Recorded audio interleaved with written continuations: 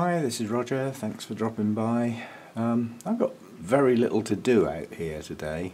This is the second day where we've had some sunshine, and it looks like the sun's going to be out a lot of the day today, so it's going to get warm. I've just turned the fan off at the moment. I'm going to get my other fan out today and try and keep the air moving really well and all that sort of stuff. I've got the RO unit going, and I think I need a lazy day. Something strange happened last night. Never happened before. I'd prefer it not to happen again. I woke up in the middle of the night and I felt like I'd had a flipping good hiding. Everything hurt. Lots of things. My chest, my shoulders, my neck, my back, and I had a job to breathe. I was having trouble catching my breath.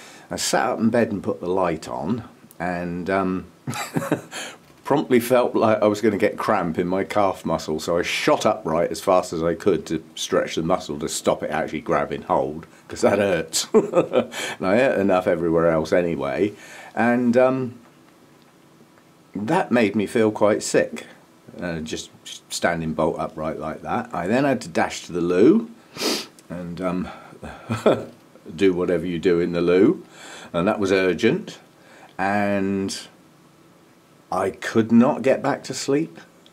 I couldn't get comfortable. Nothing was right, so I can't pinpoint what the hell it was, and I still don't know now. So it's no good going to see somebody, because all I can do is talk about it, because this morning I'm fine. I was a bit wobbly and a bit weak when I first got up, but I'm fine now. Also, in addition to that, partway through this morning, I've got an unusual form of migraine. I don't get any headache whatsoever, but my vision gets a little bit blurry.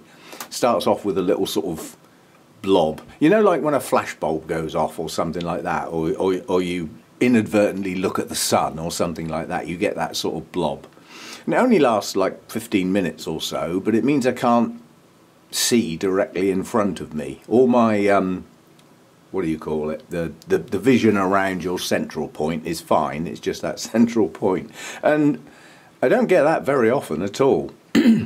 And basically it comes and then it fades and then it's gone, and I don't get a headache or anything with it, but I did sort of try and find out about it. So in theory I'm not well today, but I am. I'm right as rain now. So I'm going to put it down to a funny turn. What else can you do? And just hope it don't happen again. I think a second occurrence of something like that in the middle of the night, I might have to go and see somebody about it. But it's got to the point now where some of my mounted orchids are going to start needing watering every day, unless I get consecutive dull days where there's no heat out here. But there was some heat yesterday. There's already some heat out here today. We're up to 23 degrees, and I've just felt round some of the moss on the mounts, and it's crispy dry, so they can be watered again. But today they're just going to go in the bucket. There's a very low level of feed in there at the moment because I topped it up. The water will get changed now. I've got the RO unit on. A few things. Where there were 3, there's now 4, so a 4th one's opened, but that one's decided to turn its back on us and face the other way. And this other bud's going to open as well, so there's me thinking they're all going to blast, and they're not. They're all going to open. So that's a nice spike for me, first time ever. One of my new cattleyas, I don't want to actually get it out, but this is a new acquisition, and it's got 2 lots of buds coming at the top. And although you can't see it because it's the new growth that's it's hidden behind the other leaves, the new growth, which hasn't fully matured yet, has also got a bud coming out. So this is being strange at the moment, but it's going to have some blooms. So we got some blooms coming there. There was another one of the cattleyas looked like it was going to bloom as well. I forget which one. Up here there's cattleya buds not far off opening. I'll sort of get them round. As and when they do open, they'll come to the front of the shelf instead of being up near the glass where I can't see them. that's sad. Laelia anceps is going over now. It did look like it was going over when I filmed it on the 8th, but it's finally going. And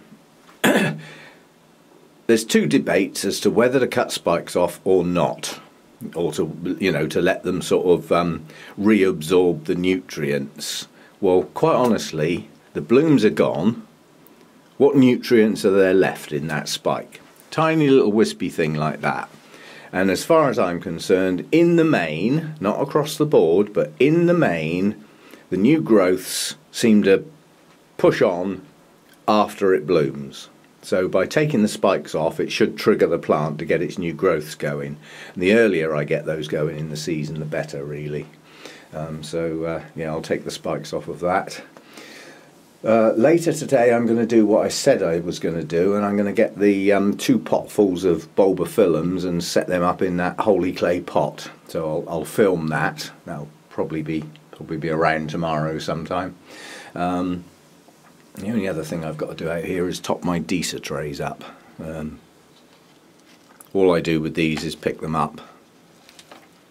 They're still quite heavy, so they're still quite wet, so they may need to wait a day or two. But I've got new growths coming out the base of some of these Deesas, not all of them, but some of them. And I still see no reason why these shouldn't bloom. They are actually growing now. I can visibly see the size of the leaves and the number of the leaves actually increasing, so they've taken okay after their repot. These may or may not bloom. These should. They're the larger ones that were separated off. These were the medium-sized ones, and these were the small ones. So these were last year's new growths that should grow on well this year and probably come up to blooming size next year. Have to see how they go. They are a bit of a nuisance, Deesas, because if one actually blooms, it's a little bit dodgy to then leave that bulb in the pot if there's other plants in there, because they do die down and rot. So once a plant has bloomed, it's never going to bloom again, but it produces all these new growths around the base. So unfortunately, if they do bloom, you're almost obliged to repot them in the autumn to get the old parts of the plants out, because they will rot in the pot and they can cause rot to move into other parts. So why it doesn't happen in the wild, I don't know, but you know, these are artificial conditions, so so be it, as they say. I've got my show coming up on the 24th, and I don't think I'm going to have anything this year. I didn't take anything last year because of just circumstances. I just couldn't get there earlier in the day, so I didn't do anything last year. And this year, there's no point in putting a cymbidium in. There are several really good cymbidium growers who will be bringing their plants in on a trolley because they're too heavy to carry. You know, so there's no point in trying to compete. I know what's going to come, if you know what I mean. There's no point in even thinking about the cristata because, you know, I'm pretty sure my friend is going to be bringing his, what I call the 2-man lift. It takes 2 to carry it in, it's so big. So again, although I'm well pleased with this plant, this isn't a show plant. Not really, it's a first time bloomer for me. And there isn't much else. This is still with us, which is annoying. I was hoping to take that along to the Orchid Society meeting last Saturday and sell it. But unfortunately the talk was Peter White, and when there's somebody comes along to do a talk that sells plants, the members are not allowed to sell plants at the same time. It's deemed unfair. You know, the guy's come along, brought his plants along, he's the guest and everything. So by everybody else just standing back, he gets the best chance to sell some of his plants. I agree with that, I'm fine with it, but it meant I couldn't take that one along to sell it. And now the next 2 months there's no meetings, because our show, the Bournemouth Orchid Society show, is Saturday the 24th. And literally 2 weeks later, on the 3rd of March, is the Wessex Orchid Show. So there aren't any meetings in those 2 months. The show replaces the meeting effectively. So there won't be another Orchid Society meeting now till flipping April. And by then, those blooms will be gone. So it won't be so easy to sell that one. Never mind, these things happen. Yeah, so I'm going to probably do a bit of repotting today. It's the stuff that's up the top of the list. As I've got a lazy day, just pottering about, pun intended, in the kitchen, I find quite relaxing, you know. So I'll do a bit of that. I'm not going to film everything I repot. It'll just be a sequence over the next couple of months of repotting videos. And once you've seen one, you've seen them all. I've got some requests that I will need to do. Somebody asked, could I do a video on my rescue orchids, irrespective of type? And most of my rescue orchids, quite honestly, are in the Oncidium intergeneric range. And some of my older odontoglossums objected to being repotted. But yeah, I mean, I can do that as a separate issue and actually go over each rescue plant, why it got in that state in the first place, and you know, what I'm doing to try and recover the plant and how well it's doing. That sounds like a reasonably interesting video. And it's coming up to the time of year, I think I normally do it in March, where I do my start of the growing season updates, where I film every single plant I've got and the state of play at the start of the growing season. And I'm determined this year, I will do it, that when we get to the end of season updates, I will have a mechanism to show what that plant was like at the start of the year. And I think I've worked out the easiest way to do it. If you've watched older videos, I tried putting two videos alongside each other. Unfortunately, unless I keep the camera still, it's difficult to watch two videos side by side when the camera's moving about. So that, although it worked, it didn't work as well as it could. So the plan is to pick up each plant, don't jabber about it, just what it is. You know, this is this plant, it's got this number of new growths, this number of bulbs, that's what it looks like at the start of the year. And make sure I keep the camera reasonably still, and at when I process that video, I will effectively, oh, the fan's just come on, I said it was getting warm, I'll effectively take a still shot of a good view of the plant as it is at the start of the year. And then all those stills can be put to one side and with their plant name on, and then when I come to the end of season, I can do the same sort of thing. This is what the plant looks like now, these growths have pushed on and matured, this one actually bloomed. I can do all that, very quick chat about each plant, and then stop the video at that point and put the two stills up next to each other. So you've got a direct comparison of what that plant looked like and what it looks like now. And I think that'll work. The only thing I will have to do is spread them out, because to try and film every plant, you know, even if I only took 10 seconds per plant, times 200 plants is quite a lot of filming. But I will have to try and keep the clips short. So that's to come. And the other thing is, completely forgotten by me, I did my first live broadcast at a time suitable mainly for the States. You have to bear in mind 3/4 of my viewers are either in the States or Canada. You know, so catering for them, I'm happy with that. But I did say I would do another live broadcast at a more suitable time for the European community as such, you know, a sort of early Sunday evening thing. But I'll do a separate video coming soon to advertise that, if you know what I mean. So it'll just be an announcement type of video to say when it is and all that sort of stuff. So that's coming soon as well. So yeah, I'm going to do a pottering around day to day, a little bit of watering and not much else. So yeah, some things to come. One thing I will do is that I did my resting dendrobiums and forgot the nobiles. Well, strictly speaking, they're not resting anymore. I mean, that plant is, you know, these buds are starting to swell now on the older canes, and the buds are pushing away from the canes on the newer canes. That ring of canes around there are last year's canes. These are obviously older canes. They've got buds pushing on quite nicely now. So there will be a lot of blooms on that plant. So it's not resting anymore, you know. It didn't get much of a rest as it is. I don't formally rest my nobiles. I keep them ticking over. But yeah, so I mean that's back into the watering program now, and I'll introduce some feed soon to those types of orchids that are now pushing on. They're no longer resting, so they come back into growth as far as I'm concerned, so we'll get them going. We should see signs of new growth at the base soon. The last year's canes are chucking out a lot of new roots on that one, so yeah, luckily I don't need to repot it, so it can just do its own thing this year. So yeah, that should be coming soon.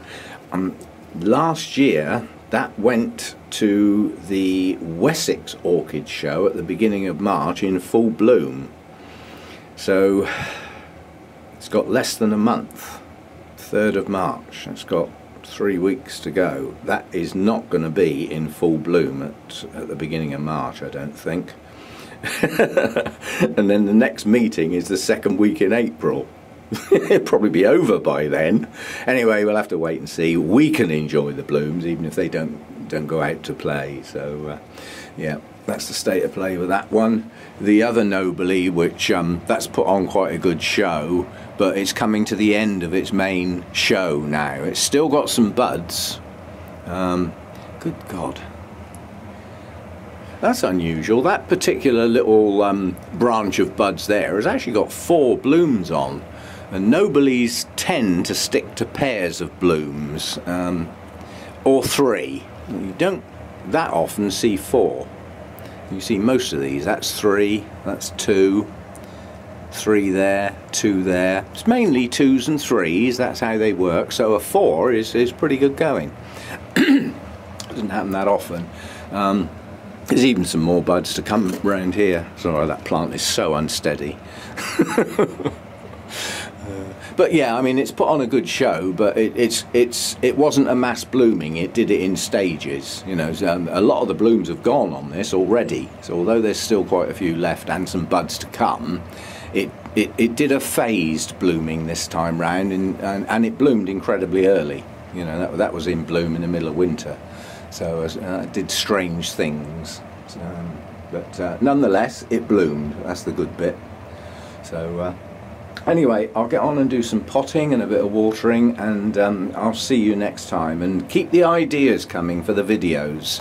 I mean, there's quite a few requests of just asking to see a particular plant. They're easy just to incorporate in, well, in one of the videos. I mean, I wouldn't do a video about one plant, I don't think. But yeah, I'm quite happy to do that. Somebody asked about a specific plant. How's this one doing? You know, I'll include it. That's easy. The rescue plants all in one video. That's a nice subject. That will make a good video. I'm quite looking forward to doing that. Even though it's not going to be easy because the plants are all over the blinking place. They're not all in one place. But nonetheless, it's a nice subject to do. So any other ideas, greatly appreciated. And I'll crack on and get on with the little bit of work I'm going to do. And yeah, we'll go from there. I'll see you next time. Thanks for dropping by. Now, and something I forgot to say, at the meeting on Saturday, the guy who organises the programme for the year asked me to do a talk. I said, what do you want me to do a talk on? He said, I don't care. I said, has somebody dropped out by any chance? He said, yeah. Can you fill the place? And I said, yeah, I'll give it a go. And yeah, I'll be quite happy to do that. I'm going to do a talk based on a sort of beginner's tale, a sort of historical look from the point, you know, where you've got your one phalaenopsis on your windowsill that perhaps somebody gave to you, or you bought it because it had pretty blooms, and then you end up with this lot. Obviously there's quite a lot of time happened in between, and lots of things to talk about how a collection progresses, you know, from getting the bug, which apparently there's no cure for, and moving forward to being what is an orchid grower, in fact, from, you know, just somebody who has a couple of orchids round on the windowsills. So I thought that would be a good topic to do, and you lot are going to be the dry run. So once I've actually got the talk together, got the timings and, you know, the sequence and everything like that, I'll actually do it as a video, you know, including the slides and everything that I'm going to use. I've got to have a serious chat to the guy about kit, because obviously if I start including some videos as part of the talk, I haven't got my computer with me, and videos are huge. How do I get video clips to their computer to use for the talk? And if I unplug my computer and everything where everything is, I'll be happy to do it from my computer, but will my computer talk to their projector? I don't know. So I've got some kit related issues to sort out before I can do this, but hopefully somebody at the other end knows all about this sort of stuff. I mean, obviously I only ever use my computer. I don't have a laptop. They do. So they, you know, I mean, some of the people who do talks bring their own laptop. You know, so I've got some kit issues to talk round, which I hope the guy who knows all about that stuff is actually at their show at the beginning of March, because there's no meetings now. I can't get at anyone, you know, until when I'm supposed to do it, the beginning of April, well, second Saturday in April. But yeah, I thought once I get it all together, I'll do a dry run as one of my videos. It'll be a longer one than normal, because I think I'm expected to talk for about 45 minutes, so it could be quite a long video. But part of doing the dry run is to get the timing right. They get quite ratty if you overrun, because it eats into the time allocated for the other parts of the meeting. So, you know, I want to try and keep it about on time. So yeah, I'll give that a go. And with a few modifications, it'll be the same talk that I've already been asked to do at the other Orchid Society, the Bournemouth Orchid Society. So kill two birds with one stone. But yeah, I thought it was a nice topic to take a historical view. You know, I mean, I can do some stuff on, you know, feeding, watering, light levels, all that sort of general care stuff as I go along. But I'm sticking to the common orchids.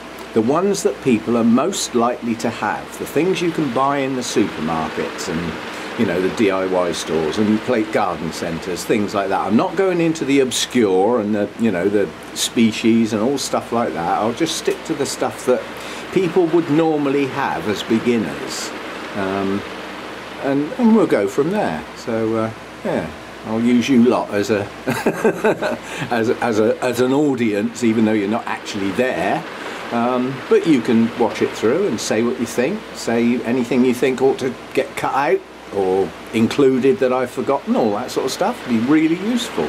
So we'll give that a go as well, sometime in the future. You know, I only found out on Saturday, so I haven't done anything yet. But I have been thinking about it a bit, so yeah, we'll give that a go as well.